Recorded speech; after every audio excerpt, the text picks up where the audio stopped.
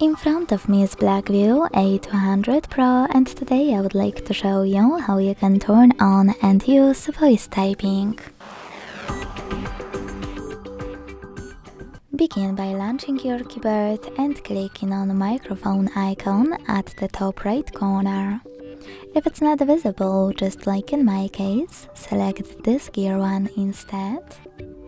Tap on voice typing and use gray switcher to activate it.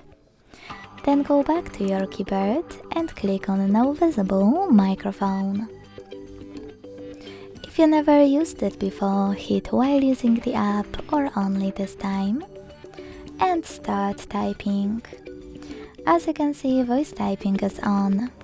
If you want to stop, you can simply stop talking or click on the same microphone again. Thanks so much for watching. If you enjoyed this video, leave a like, comment and subscribe.